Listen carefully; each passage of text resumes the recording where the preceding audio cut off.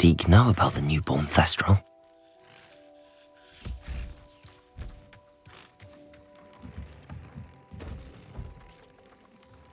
Hello, Deke. You'll be pleased to know that a little Thestral was born. How wonderful to have more Thestrals in our world. Such misunderstood beasts. I'm sorry that we can both see Thestrals, Deke. Deke is privileged to see such majestic beasts, but sometimes wishes Deke couldn't. Deke is to blame. What do you mean, to blame? Years ago, Deke's master ordered Deke to help him capture a phoenix, the rarest of all beasts, that master had spotted high on a cliff.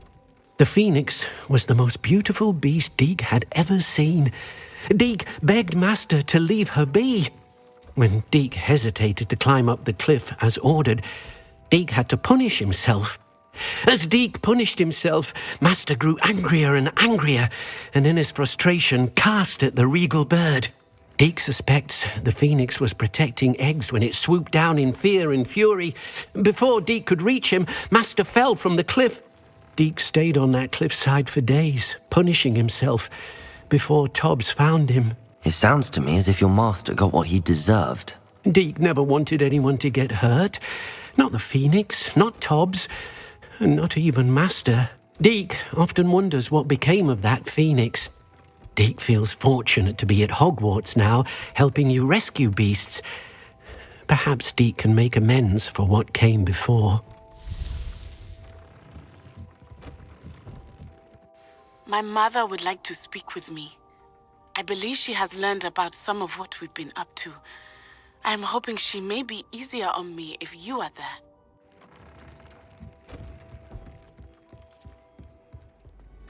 So frustrating. You wanted to speak with me, Mother? I had hoped to speak with you alone, Natsai. Your message mentioned your concern about an unusual creature that was spotted in the woods near Hogsmeade. That could have been anything.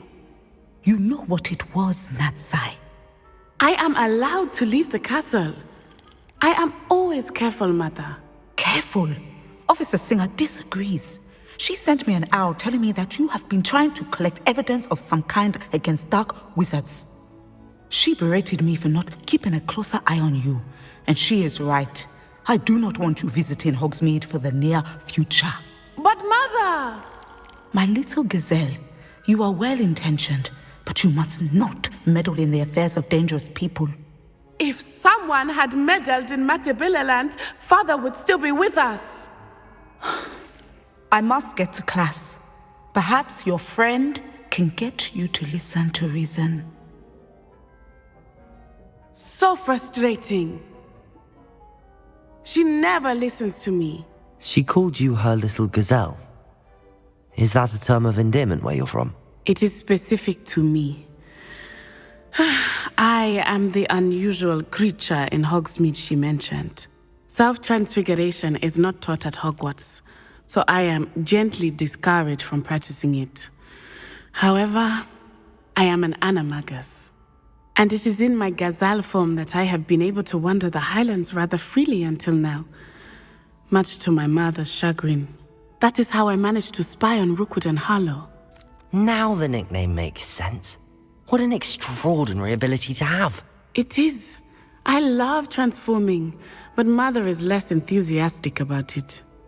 She says that no creature, especially one as rare as a gazelle, should be bounding about where poaching has become so prevalent. She claims that she has foreseen tragedy befall me in my gazelle form.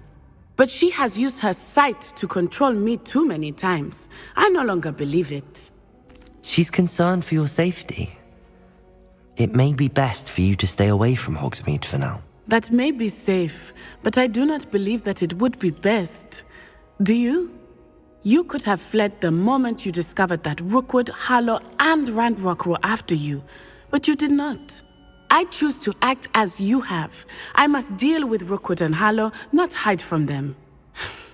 My mother cannot know where I am all the time. Thank you for being here during that rather awkward conversation.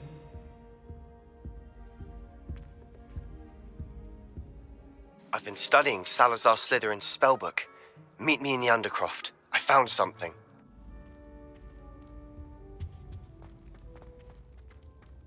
You'll never believe what I've learned. What did you discover in the spellbook we found in the scriptorium? Salazar Slytherin's spellbook was a little difficult to interpret, but fascinating. Evidently, he encouraged teaching dark magic at Hogwarts. Neither the Imperious Curse nor the Killing Curse was unforgivable during his time. He believed students should be prepared to use dark magic when necessary, not to fear it. That's why we had to use Crucio to gain access to the scriptorium. He didn't want his knowledge shared with anyone who was afraid of the power of dark magic. I know we had to do it to open the scriptorium, but it's not something I'd want to repeat. And I'm glad we did it, because in the spellbook I also found something else. References to a lost relic, which, from what I can tell, grants the holder the power to reverse dark magic curses. And you think this relic might be able to save Anne? Precisely. I plan to search for this relic, but I don't think we should tell anyone. Especially Ominous. He wouldn't understand. We need to tell him. He's the reason we found the book, and he deserves to know what you've learned. You've seen how he frets about the dark arts. I promise I'll tell him when I found the relic. When I know more, I shall send an owl. And don't feel sorry for Ominous. Keeping this to ourselves for now is for his own good. I'll decide what's for my own good. Ominous, we were just about to get some air. Care to join? You're a liar, Sebastian. I heard everything. You swore you'd never engage in anything to do with dark magic again.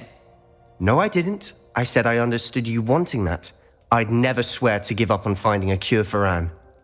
You don't know when to stop, do you? I know when not to stop. Leave this alone, Ominous. I'll be on my way.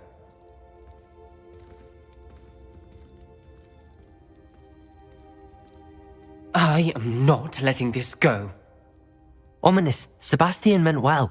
I appreciate you telling Sebastian not to keep this from me, but going after that relic is not a good idea. Sebastian doesn't even realize it, but he's as irresponsible and reckless now as his parents were years ago. It's why they died. I knew his parents died, but I never heard what happened. Mr. and Mrs. Sallow were professors. Spent nearly every waking moment in the cellar library. Noses buried in books. Anne and Sebastian were upstairs when it happened. They heard a sudden crash and ran downstairs, but it was too late. Their parents had crumpled to the floor. A defect with the lamp in the cellar caused the room to fill with an undetectable toxin. Sebastian and Anne were helpless. They had no magic yet. What a horrible story. It is. That's why I can't understand Sebastian's recklessness. I've practically lost Anne. I cannot lose Sebastian too. Please avoid anything to do with that spellbook. Those references in the book seem promising. Everything to do with Salazar Slytherin seems promising until it's too late. I hope Sebastian pursues this no further, but if you think he might, please let me know. It would mean a lot. Can we meet at the Three Broomsticks? It may finally be safe since we rescued the dragon from Horntail Hall.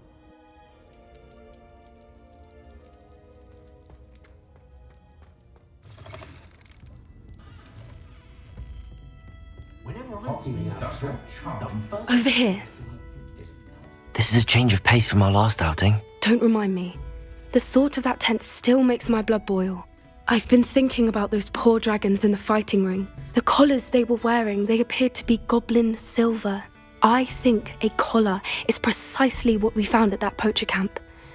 I've never known poachers to use anything like that before. The dragon that attacked my carriage was wearing a collar, and Professor Fig was genuinely baffled by its behavior. That attack always did strike me as a little strange, seemingly coming out of nowhere. Surely you aren't suggesting that the collars somehow control the poor creatures? Exactly. Merlin, I don't think the dragon we set free was wearing a collar, but we should check. And if we can find her, we can return her egg. That's a good idea. We need to see this through. I'll start looking into it right away. There was something else that I wanted to discuss with you. I didn't want to press it before. It seems I may have caused you more trouble with Victor Rookwood. Why is he after you? Rookwood is working with Ranrock, and Ranrock is after something I found at Gringotts. Fig had a portkey that led us there after the dragon attack. It's a bit of a long story, and Fig had asked that I not speak of it yet. Goodness. Well, that certainly helps to shed light on what we saw at the tent. Don't worry, I'll guard your secret as if it were my own. I shan't press for more details. In fact, I should probably be going. I'd like to track that dragon down as soon as I can. I'll let you know when I have news of her location. It's been ages since I've been out of the car.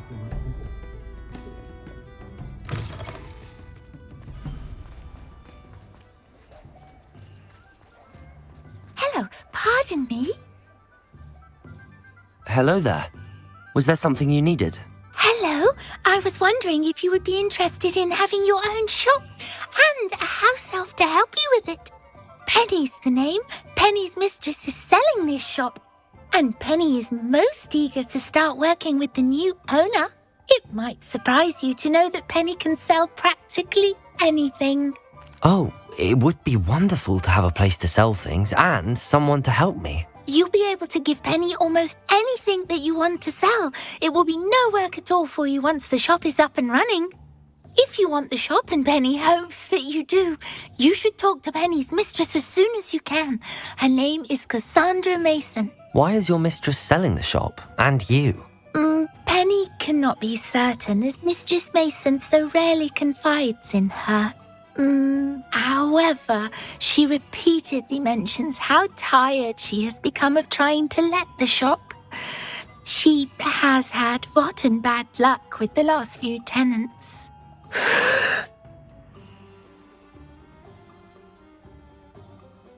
Are you all right? Are you holding your breath? Penny's fine. Sometimes Penny simply needs to remind herself to stop talking. All right. I shall go and find Madam Mason. Oh, this is splendid news indeed. You won't be sorry.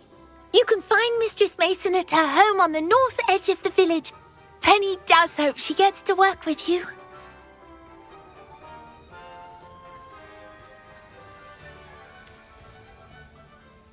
Hello, Madam Mason. I understand you have a shop to sell. Why, yes. Yes, I do. Are you interested? Yes, I am. I've always wanted to own a shop. How marvellous. I think you will find my terms quite generous. But, and do please forgive me for asking, don't you think you might be a tad young to own a shop? I have a knack for this sort of thing, if I do say so myself. If I can meet your terms, I hope that you'll sell to me. Well, I reckon you have the confidence needed for such a venture. And of course you'll have Penny to help you. That elf could sell tea to a troll. I assume she told you she comes with the place. She did indeed. I like you. Tell you what, I shall sell you the space for an exceedingly fair price. I think you might just be shrewd enough to make a go of it. An exceedingly fair price for a shop and an elf. What's the catch? Ah, you are wise to be wary in business dealings. No catch, really. I simply ask that you allow me to do you the favour of buying the shop back, at a discount, of course, should your efforts fail.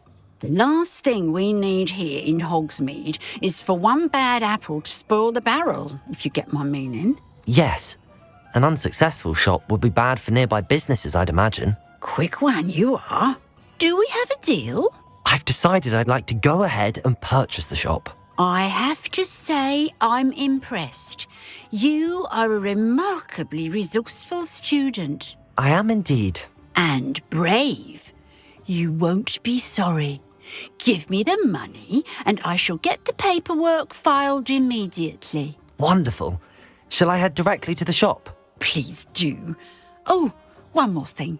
Since my husband died, I've not been able to bring myself to retrieve some of his personal items.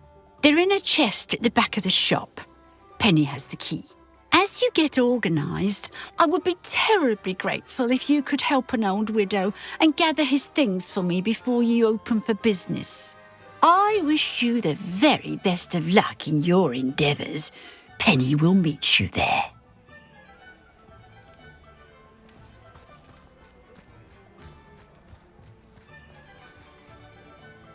Well, I've done it, Penny. The shop is mine.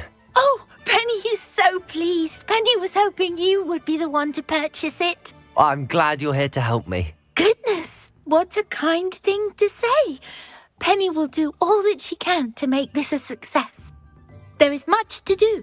The last tenant left in a bit of a rush, so we'll need to clean up and do some repairs. Well then, let's get to it. Penny is ready. Between the two of us, we should have this place up and running in no time.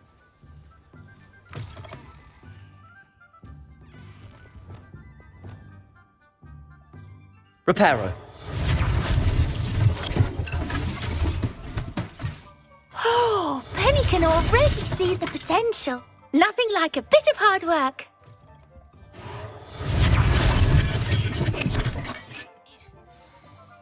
Mistress Mason wanted Penny to be sure and give you this key. It opens a chest in the back room of this shop. Oh yes, she mentioned it to me. It contains some of her late husband's belongings. Penny wonders if you should open the chest. Are you holding your breath again? Penny must get back to work now.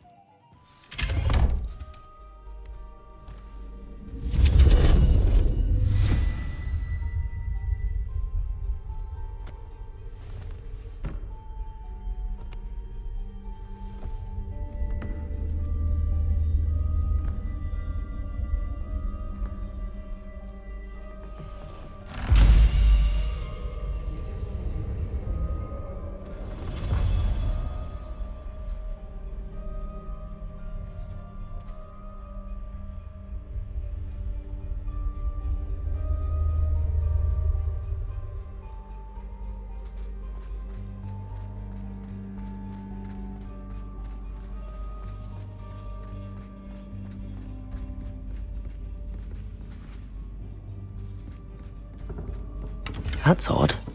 Why would someone store one hat in here? Well, that's not very hospitable.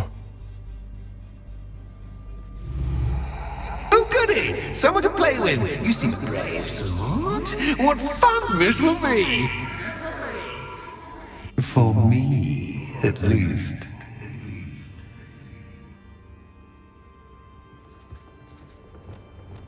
Lumos.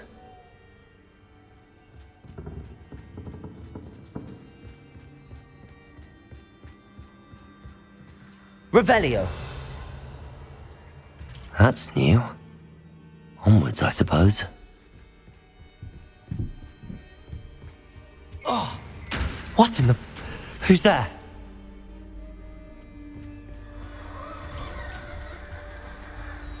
How enlightening! You might survive a bit longer than the others.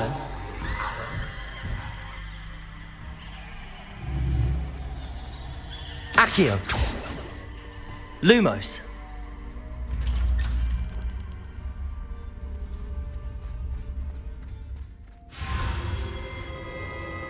Oh, you've come so far, so quickly. Well done. You might be just the playmate I've been looking for. I do hope you enjoy my playground. I encourage you to tell everyone about it, if you make it out, that is. Please try. If you get to the end, perhaps we can come to some sort of arrangement. I do want your shop to succeed, after all. What's the saying? Two sides to every story. Protego! Unfortunately for you, both sides hear it. My story! And you'll have to complete both to get to the end.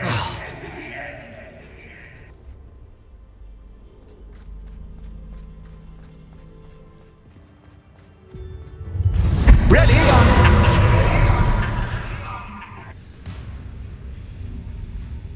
Bombarda! Time to raise the stakes, so to speak. Expelliarmus! Where shall I put this?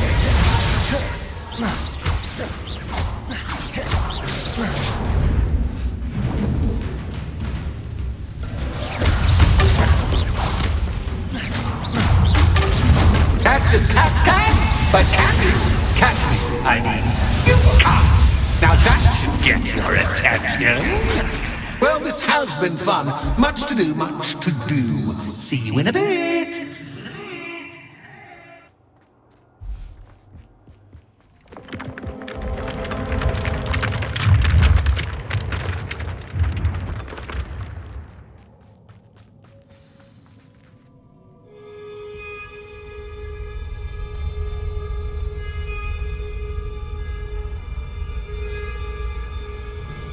Aha! Finally! You, my inordinately clever friend, appear to have traversed this seemingly never-ending dungeon relatively unscathed. And now I suppose you'll want to go.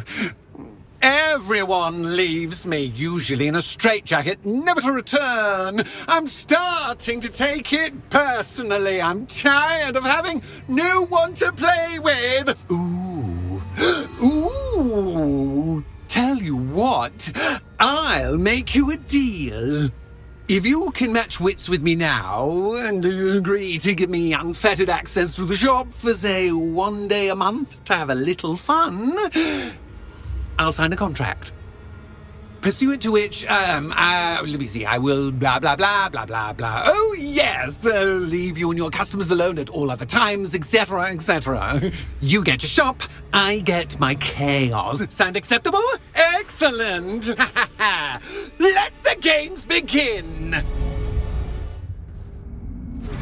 Catch as cat can, but can you catch me? I mean, you can't!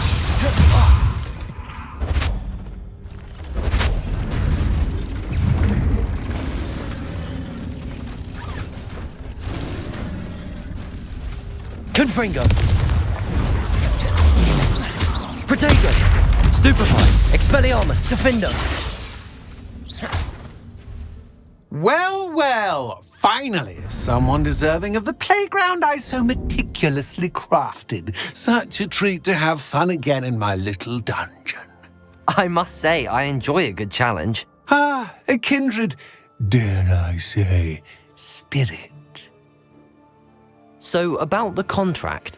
I am a poltergeist of my word. Why would you enter into such an agreement?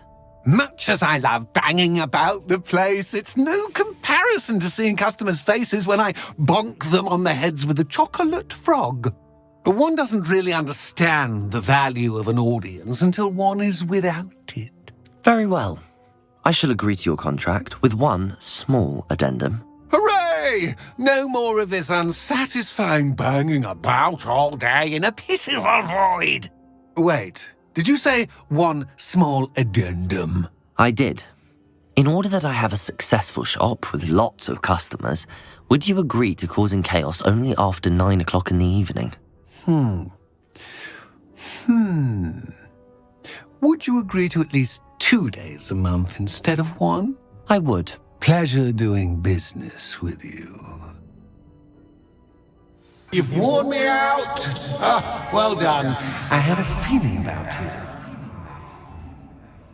I have to admit, Cassandra did a wonderful job finding the perfect playmate.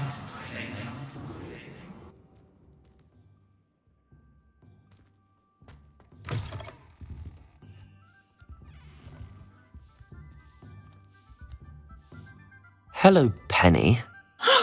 Penny is so glad you're back. You knew exactly where I was going when I entered that chest. Penny was beginning to think yet another shopkeeper was going to end up in St. Mungo's. Another shopkeeper? St. Mungo's? I think you should explain, Penny. Penny, please stop holding your breath. Tell me what's going on. Oh, please forgive Penny. Penny is forbidden from telling you anything. But how can you be forbidden from telling me what's going on? I purchased this shop. Penny is confused. Penny thought that if you came back, you would own the shop. Thank you, Penny. I think I'm going to need to talk to the authorities. Oh, Penny is certain that's a brilliant idea. Officer Singer will know what to do. Penny will wait right here.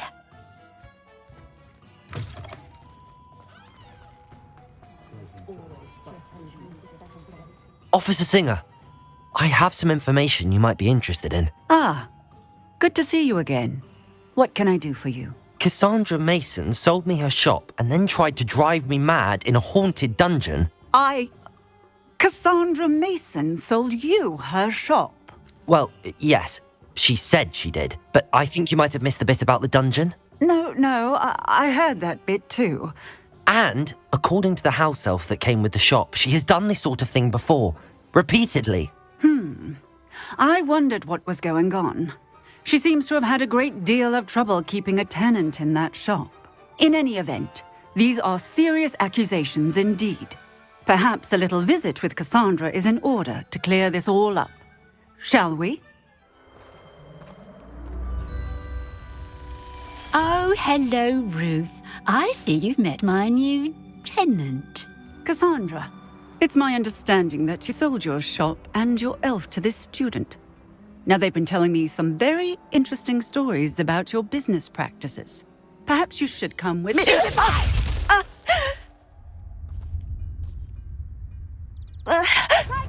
Stop her! Confringo! Bombarda! Confringo! Expelliarmus! Defendo! Such a sad excuse for a fight. Truly. What on earth are they teaching you at that school these days?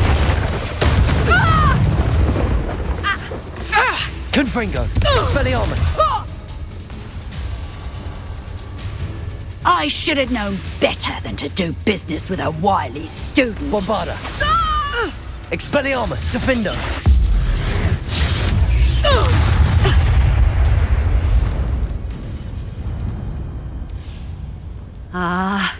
I'm disappointed in you, Cassandra. Incarcerus! You don't know what you're doing! Don't I? I always wondered why you couldn't seem to keep a tenant in that shop of yours. I must admit, the notion of a haunted dungeon never crossed my mind. Thanks for this. You can head back to the shop. Checking that house elf of yours, she's probably terrified. Scrawny little traitorous elf! I should have known it was... Silencio.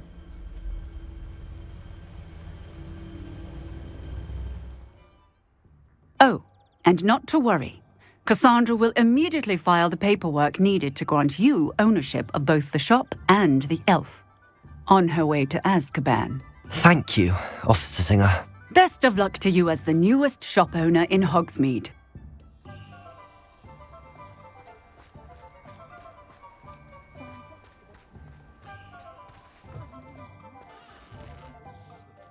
Penny, I have what I hope will be good news. Officer Singer confirmed that ownership of the shop has now transferred to me. Oh, well, that is good news. Penny is so relieved. Penny had the most difficult time keeping the truth from you. Penny promises to work as hard as she can for such a kind new owner. Penny, I found an item of clothing in the dungeon that I'd like to give you. Oh, thank you. Thank you. Penny never thought she would be given clothing and become a free elf. It's my pleasure. You deserve it. Of course, Penny will be staying on and managing the shop for you. Penny, you're free. You can do anything you've ever wanted to. But all Penny has ever wanted to do is run a shop with a friend and sell to the villagers in Hogsmeade. If that's what you want to do, Penny, then nothing would make me happier. I'm genuinely glad you'll be staying on. Penny is too. All that's left is for you to choose a sign for your new shop, and Penny will take care of the rest. I choose Cladwell and Brewster. Excellent choice. Have a look outside. Thank you. I shall work on collecting items for the shop's inventory. Oh, and Penny, we'll be closing the shop by 9 o'clock every night. It's time you learned the transformation spell. After you've completed the required tasks, which I'm certain will prove useful in finishing your field guide, attend my class to learn the new spell. Afterwards, we will discuss your progress thus far in the term.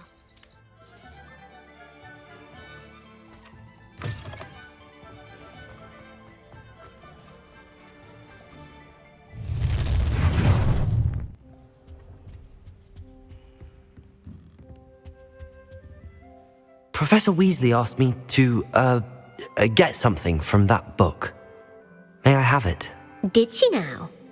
I'll give you this book if you humour me by answering a few questions from my quiz. Quiz? Some people call bits of knowledge trivia.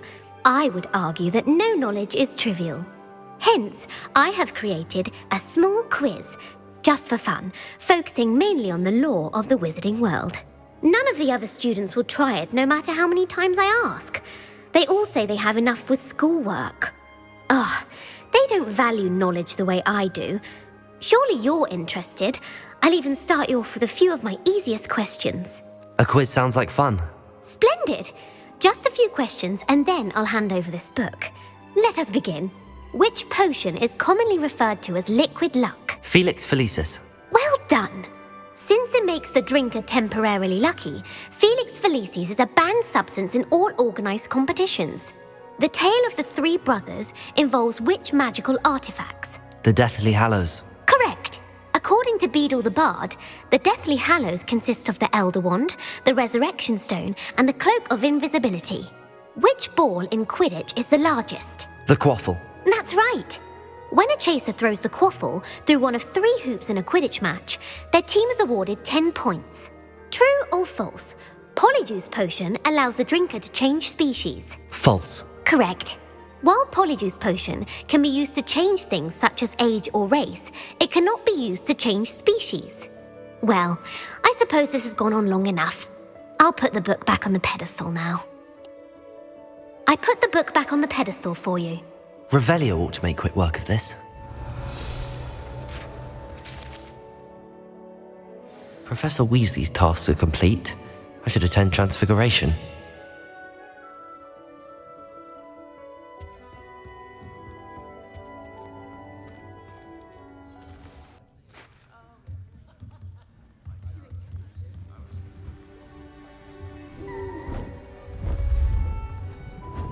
Beautiful. Goodness. Settle down, settle down. Transfiguration, as you may be weary of hearing me say, is an exact science that can take a lifetime to master. But we needn't be daunted. Almost anything can be transformed if you can just perceive the potential within it. As I see in all of you, tremendous witches and wizards, every one of you. Or it could just be my eyesight. Now, you all know what to do.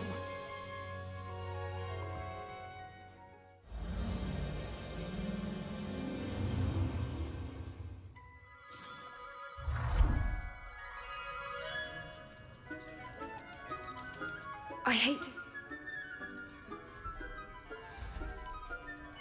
Beautifully done. Class is dismissed. And remember, now is not the time to ease off your studying. OWLs will be here before you know it. You wanted to discuss my progress so far this term, Professor. I did. You seem to have had no trouble in getting up to speed. And frankly, excelling in your schoolwork this year. Thank you, Professor. The extra assignments have been helpful. As I suspected they would be. Now, it seems you've been making excellent use of the opportunities presented by your field guide. Of course, the guide isn't the only measure of success. Deke tells me you captured a unicorn and brought it back to the Room of Requirement. Protecting so rare a beast is an accomplishment of which you can be quite proud. Thank you, Professor. I will say I'm especially impressed with all you've accomplished in light of the rumours of your extracurricular activities. Was your visit to the kitchens and the Hogsmeade graveyard with Nick to bribe a ghost for information connected in any way to Professor Fig? Professor Fig has encouraged me to explore when I can in an effort to complete my field guide. I see. I admire your penchant for learning, but do remember that your classwork and field guide are designed to educate you thoroughly. It'll be the end of the year in no time, and you'll want to be well prepared for your OWLs. I'll provide a final assessment at that time to ensure that you're ready for your exams. Until then, Well done. You are dismissed. If you wish to practice the spell you just learned, the training dummy is available. My plan with the helmet failed, but I have another idea. I think we may be able to find what we need at a goblin mine south of Hogwarts. Meet me there, and bring someone who speaks gobbledygook. I remember Amita mentioning something about gobbledygook.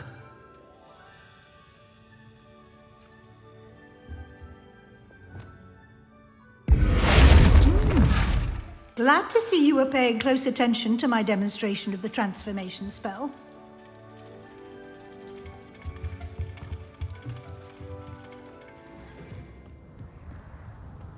Hello there. Hello, Amita. Do I recall you saying that you speak gobbledygook? I did. I do. Speak it. Is this to do with the goblin I saw you with in Hogsmeade? It is.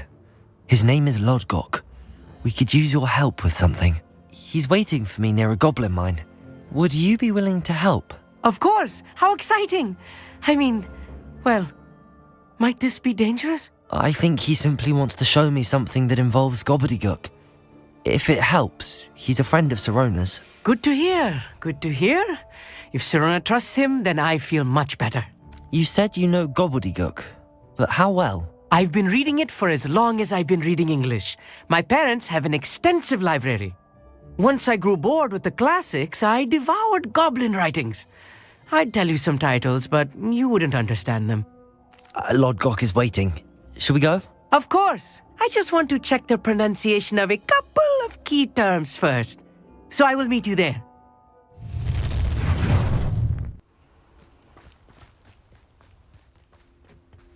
A friend who speaks gobbledygook is meeting us. Before he arrives, perhaps you could tell me why we're here? Of course. Unfortunately, presenting Ranrock with the helmet of Urtkot did not have the effect I'd hoped. Because he knew the details surrounding its plunder, he presumed I'd had help from a witch or wizard in retrieving it. How else did he expect Goblinkind to get the helmet back? Seems he has no interest in making amends with you. I'm afraid we do not have the luxury of rational expectation when it comes to Ranrock. Damn Bragbor and his blasted journals. Bragbor? An ancestor of Ranrock's, renowned metalworker. If we are to work together, I suppose I must tell you more. Not long ago, Ranrock sent me to collect a recently unearthed set of Bragbor's journals. They described repositories that Bragbor had been commissioned to build for a group of witches and wizards. What do you mean, repositories? Large, magically fortified receptacles crafted from goblin metal. Ranrock recruited others to help me locate the repositories. We were to search anywhere that was connected to 5 names mentioned in the journals: Rackham, Fitzgerald, Bakar, Morganach, and Rookwood. Rookwood Castle. That is where we began our search. Why does Ranrock care so much about these repositories? He cares about what they contain.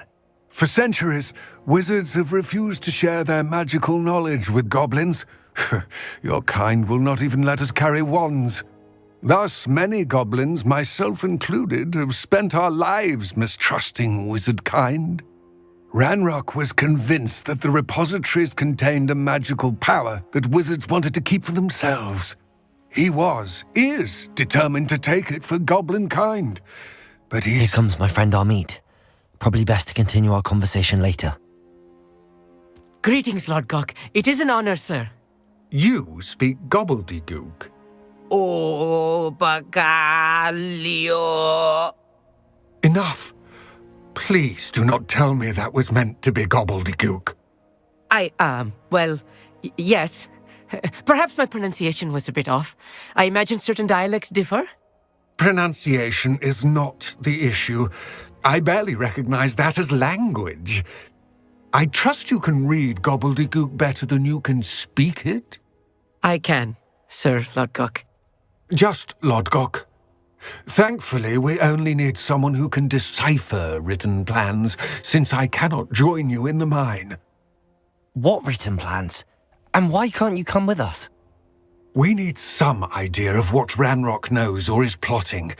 I suspect a careless loyalist may have left plans behind. And I'm unable to join you because I cannot risk anyone reporting my presence to Ranrock. All you need to do is not be seen, either by the eye above the enchanted door or a loitering loyalist. I'll be quiet.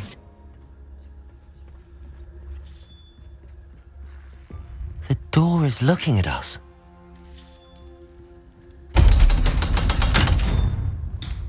Books so rarely prepare one for reality. A real goblin mine. It's even grander than I had expected. I'm quite good at sneaking about. You'll see. I cannot believe I met a goblin. Let's just learn what we can and get out. Look at this lift.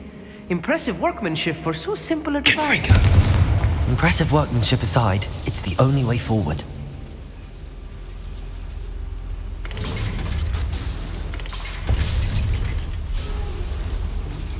I still can't believe we're in Back here. a real goblin mine.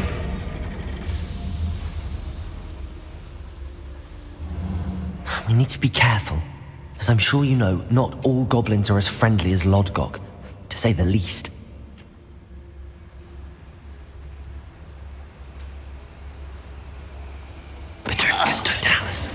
That was a little more than I'm used to. I'll get us through here safely, Amit. You have my word.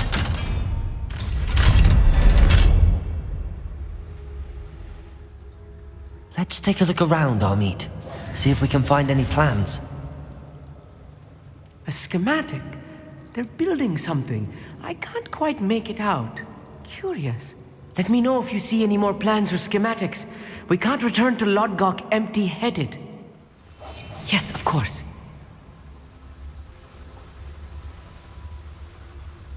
Petrificus totalis. There. You only have Ranrock to blame. Fascinating to see gobbledygook written in a goblin hand. The flourishes are extraordinary. I will get to the bottom of what they've been building down here. If I'm translating this correctly, and I think that I am, they're building something rather large. But what? Let me know if you see any more plans or schematics. We can't return to Lodgok empty-headed. Another schematic. What are they going to build? This mine is too small for whatever it is. I will get to the bottom of what they've been building down here.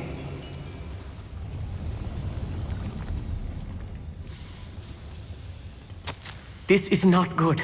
They're building enormous drills, bigger than this mine could contain. Let's get out of here and tell Lodgok what we found.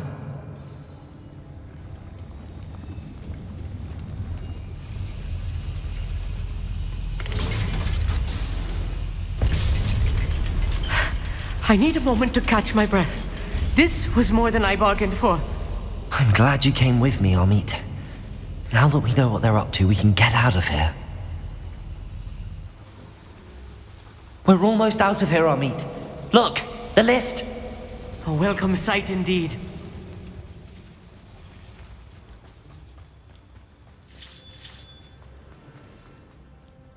That wasn't so bad, was it? It was. It really was. I'm afraid I've had enough adventure for one day. For a lifetime, perhaps. Thank you, Amit. I couldn't have done it without you.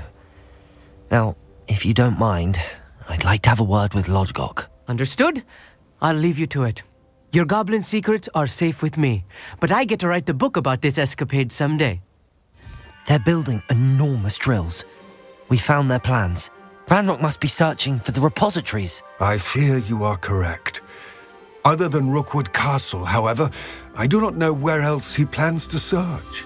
I've been wondering about something else you said before we entered the mine. Yes? If you share Ranrock's views, then why are you helping me? I expected Rookwood Castle to be deserted when I arrived to begin my search. So was surprised to find a witch there who had set up a sort of improvised research site. She was studying something so intently that she almost didn't notice me.